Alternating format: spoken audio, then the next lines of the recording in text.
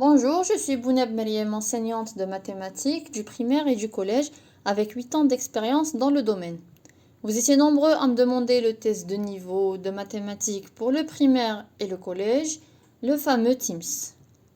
Si vous vous demandez ce qu'est exactement le test TIMSS, restez avec moi et continuez cette vidéo jusqu'à la fin. TIMSS, ou bien Trends in International Mathematics and Science Study, c'est une étude internationale visant à évaluer les compétences des élèves en mathématiques et en sciences. Ce test TIMSS permet de comparer les systèmes éducatifs de différents pays.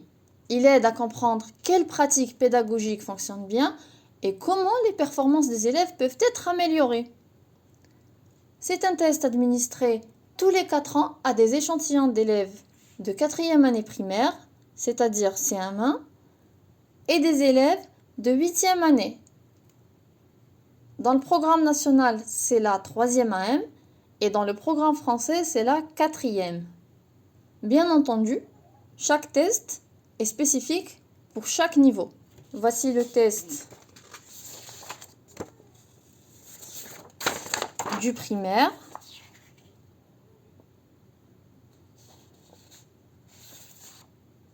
Et le test du collège.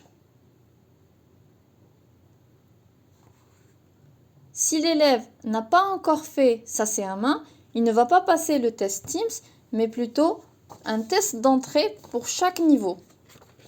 C'est le niveau qui le concerne. S'il est en CP, il va passer le test d'entrée en CP. S'il va commencer l'année en CE1, il va faire le test de niveau d'entrée CE1.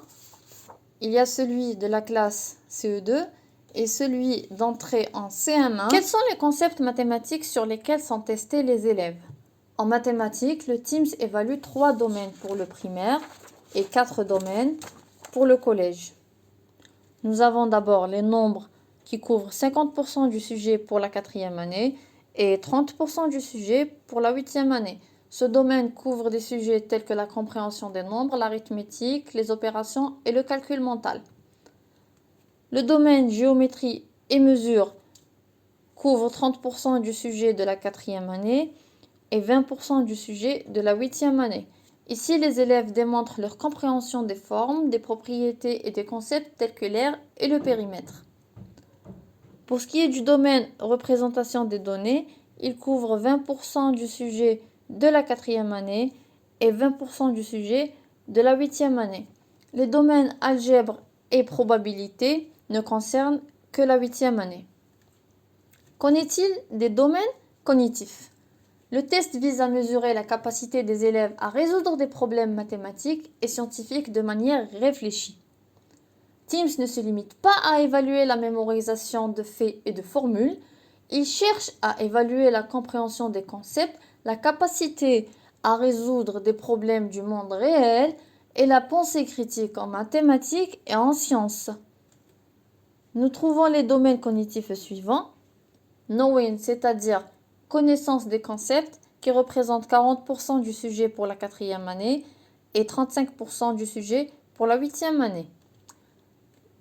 Applying, c'est-à-dire application, il représente 40% du sujet de la 4e année et 40% du sujet de la 8e année.